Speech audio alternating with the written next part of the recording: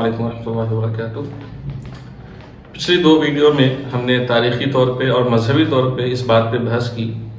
کہ فلسطین کی سرزمین پر اسرائیل کا کیا حق ہے اور یہ حق ثابت ہے بھی یا نہیں۔ تو خلاصے کے طور پہ ہم یہاں سے تاریخی طور پہ ہم نے یہ دیکھا کہ بنی اسرائیل جو یعقوب علیہ السلام کا نام ہے، اور یعقوب علیہ السلام نے خود فلسطین کو چھوڑ دیا تھا اور ہجرت کر کے وہ مصر چلے گئے تھے، جہاں تقریباً تاریخی اعتبار سے یہ قوم بنی اسرائیل قوم 400 سال تک وہاں مقیم رہی۔ تو اس سے بھی ثابت ہوتا ہے کہ یعقوب علیہ السلام نے یہ کبھی کے ذہن میں یا کبھی ان کا ارادہ نہیں تھا کہ فلسطین ہی ان کی سرزمین ہے، ورنہ کبھی چھوڑ کر وہ نہ جاتے۔ ایک حقیقت تو یہ ہے۔ دوسری یہ ہے کہ اگر تاریخی طور پر دیکھیں تو فلسطین پر یہودیوں کی حکومت تقریباً 90 سے 100 سال ہی رہی ہے، اور اس درمیان میں ان کو کئی بار نکالا گیا ہے، ان کی چیزوں کو برباد کیا گیا ہے۔ تیسرا پوائنٹ یہ ہے کہ یہودی یا بنی اسرائیل وہاں پہ پہلی قوم نہیں ہے جو فلسطین میں آباد ہوئی، بلکہ اس سے پہلے بھی کنعانی اور فینقی قوم وہاں پہ آباد رہ رہی تھی ان کے آنے سے پہلے، اور ان کے آنے سے 1000 سال پہلے کے یہ واقعات ہیں۔ چوتھی چیز، مذہبی طور پہ ارض موعود یعنی پرومسڈ لینڈ کے بارے میں تو تذکرہ ہے، لیکن ان کو دیا گیا تھا۔ پانچویں چیز یا پانچواں پوائنٹ یہ ہے کہ جو زمین ان کو دی گئی تھی جس انعام کے طور پہ،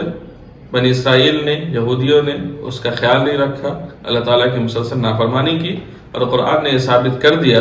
کہ اب یہ قوم اللہ تعالیٰ کے انعام کی مستحق نہیں ہے بلکہ اللہ کے غضب کی مستحق ہے، اور کس طریقے سے اس پہ لعنتیں آئی ہیں، کس طریقے سے وہ اللہ تعالیٰ کے غضب کے مستحق ہوئے ہیں، اس پہ کیا اثرات مرتب ہوئے ہیں۔ تاریخی طور پہ اللہ تعالیٰ نے قرآن مجید میں ان سارے واقعات کو کہیں پر تفصیل سے اور کہیں پہ اختصار سے بیان کیا ہے۔ تو ان ساری حقیقتوں سے یہ بات تو ثابت ہو جاتی ہے کہ یہ قوم کبھی بھی فلسطین کے سرزمین کی حقدار نہیں ہو سکتی ہے۔ لیکن اگر ہم ان ساری چیزوں کو جھٹلا دیں، نہ مانیں، اور ہم اسرائیل کے اس دعوے کو مان بھی لیں کہ چونکہ وہ یہاں پہ آباد تھے پہلے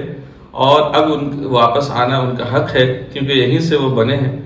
تب بھی لاجیکل بھی اگر ہم جاتے ہیں پھر بھی ہمارے سامنے کچھ سوالات تو ہیں۔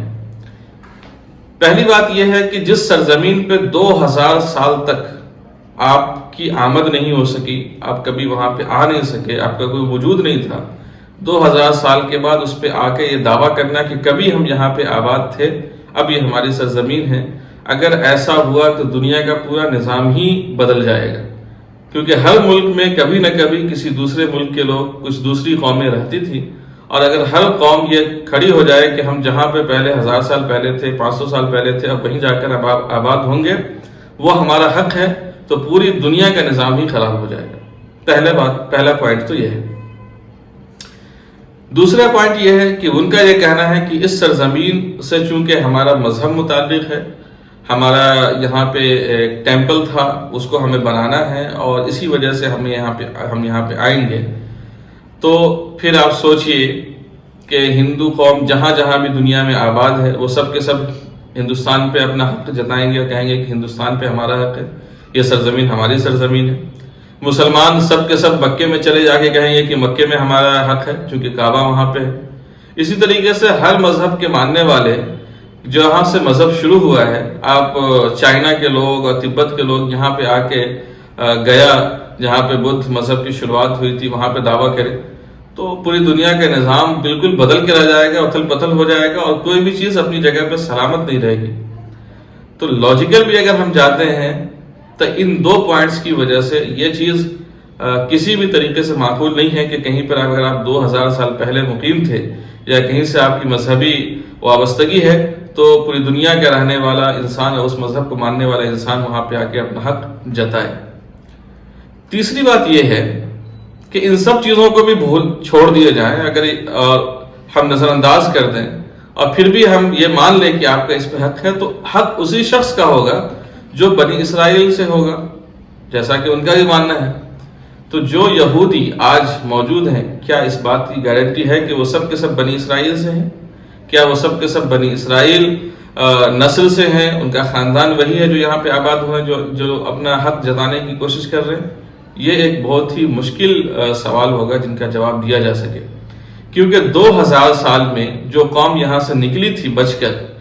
وہ دنیا کے مختلف حصوں میں چلی گئی۔ ایک بڑی تعداد عرب میں آباد ہوئی، ایک بڑی تعداد یورپ کے اندر آباد ہوئی، اور 2000 سال میں جو ان کی کتابیں ہیں، ان کی تاریخ جس حالت میں محفوظ ہو سکی، اس سے یہ معلوم ہوتا ہے کہ ان کی شادیاں بھی آپس میں نہیں ہوتی تھی۔ تو یہودی کے جو مرد تھے وہ دوسری عورتوں سے شادی کیا کرتے تھے، یہودی کی عورتوں کی شادیاں دوسرے مردوں سے ہوئی ہے، چاہے وہ عرب میں ہو چاہے وہ یورپ میں ہو، تو نسل جو ہے وہ محفوظ رہی ہی نہیں۔ یہ تاریخی طور پر ثابت ہے 2000 سالوں میں۔ تو اب یہ کہنا کہ وہاں پہ ہم آباد تھے، نسلاً یہ چیز ثابت کرنا ناممکن ہے۔ اور ساتھ ساتھ یہ حقیقت بھی مد نظر رکھی جائے کہ جو یہودیوں کی تعداد ابھی ہے 9ویں صدی عیسوی میں، تقریباً 8ویں یا 9ویں صدی عیسوی میں ایک پوری کی پوری قوم جو ہے وہ یہود بنی تھی۔ یہ قوم خزر کے نام سے جانی جاتی ہے۔ یہ پورا ایک قوم جو ہے ترکی نسل قوم ہے جو ترکی اور رشیا وغیرہ کے علاقے میں آباد تھی، اور 9ویں صدی عیسوی میں تقریباً یہ قوم جو ہے بڑی تعداد میں یہودیت میں داخل ہوئی تھی۔ تو ظاہر سی بات ہے اب جو لوگ اس قوم سے متعلق یہودی ہیں ان کا تو ذرہ برابر بھی کوئی تعلق جو ہے اسرائیل یا فلسطین کی سرزمین سے نہیں ہے، لیکن آج وہ بھی یہ دعویٰ کرتے ہوئے آ رہے ہیں کہ فلسطین ہماری سرزمین ہے۔ تو یہ جو پوائنٹس ابھی ہم نے آپ کے سامنے رکھے ہیں، ان میں سے کوئی بھی چیز ایسی نہیں ہے جس کو اسرائیل خواہ کتنے بھی لٹریچر لکھ لے، تحقیق کر لے، ریسرچ کر لے، ثابت کر سکتے ہیں، اور وہ کوشش میں لگا ہوا ہے، لیکن یہ چیزیں ثابت ہو نہیں سکتی، کیونکہ پچھلی 2000 سالہ تاریخ جس میں خود یہ قوم جو ہے طرح طرح کی ذلت کے شکار رہی ہے، اور کس طرح سے اس کے اوپر ظلم بھی ہوا ہے ان کی بدماشیوں کی وجہ سے، تو ہمیں زیادہ دور جانے کی ضرورت نہیں ہے۔ پچھلے 100 سالوں کے اندر دنیا کے بعض گوشوں میں کیا کیسے حالات ان کے ساتھ پیش آئے ہیں، وہ کسی سے ڈھکے چھپے نہیں ہیں۔ تو ان ساری باتوں کے بعد یہ ثابت ہی نہیں ہوتا ہے کہ اس سرزمین پر اسرائیل کا، یہودیوں کا کسی طرح کا بھی حق ہے، اور لہذا جو یہ دعویٰ کیا جاتا ہے وہ بالکل بے بنیاد ہے۔ اور جو ہمارے لوگ، ہمارے مسلمان بھائی اس کو مانتے ہیں یا اس طرح کے مضامین لکھتے ہیں اور تقریریں کرتے ہیں یا ویڈیو وغیرہ